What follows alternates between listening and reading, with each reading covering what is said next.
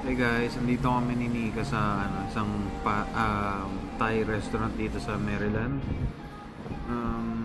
Yan, susubukan lang namin.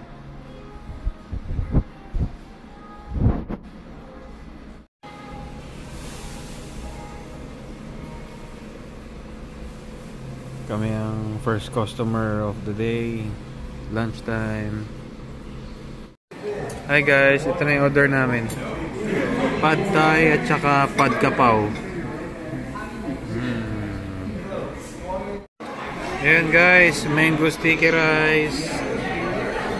Yan o.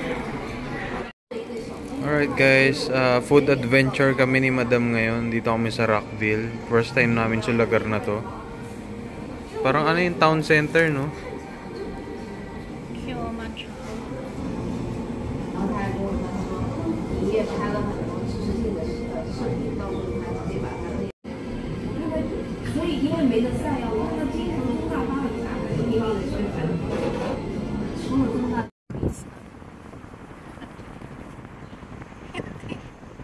Picture lang.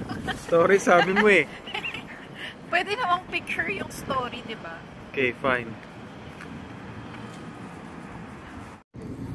Alright guys, naisip ko lang gawa ng topic yung nabasa ko dun sa isang sikat na group sa Facebook na for Filipino nurses to US. So alam nyo na yun. Wala kasi akong magawang topic. So ito na lang yung topic natin. So nabasa. Alright guys, nasa Trader Joe's kami.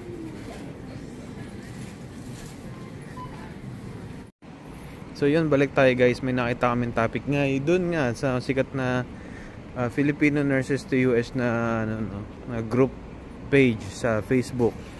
Kung daw bang worth it na mag-sign up na siya sa staffing agency para mai-process na daw o para mai-petition na daw para lang sa for the sake na magkaroon na siya ng priority date versus or hanap siya ng ng direct hire na which is mas clearer daw kung saan siya placement. Tsaka higher than 40s ang rate. Oo. Tsaka ano ba yun? Yung rate niya yung naayon sa experience. Ang take namin doon, siguro kung ako muna, ang take ko doon, depende sa depende sa needs mo depende sa priorities mo Tsaka kung depende kung ilan kayo, yung circumstances mo, kung single ka lang or kung mag-asawa lang kayo, walang anak, siguro staffing agency na. Pero kapag may family, staffing agency? Yung direct? agency. Oo, agency na lang. Okay. Kapag kayong single ka lang, wala kang iniisip na iba.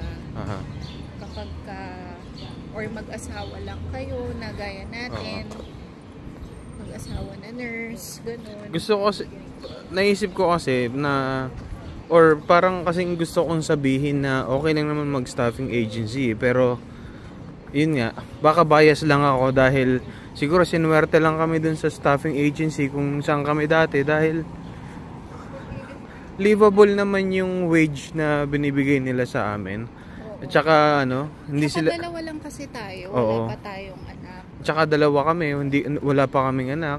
Dalawang nurses, dalawang nagtatrabaho.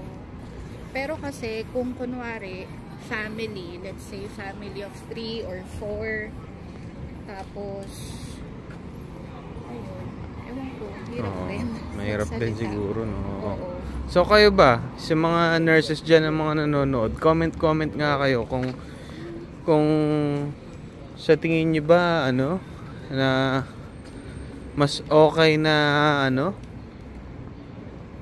mag-sign up na siya dun sa staffing agency para lang daw mai-process agad yung yung petition niya para daw magka-PD agad, or maghanap daw muna ng tsaga-tsaga maghanap ng direct hire para mas okay yung salary, tsaka yung place. Parang ginagaya ko lang sa sabi. Eko.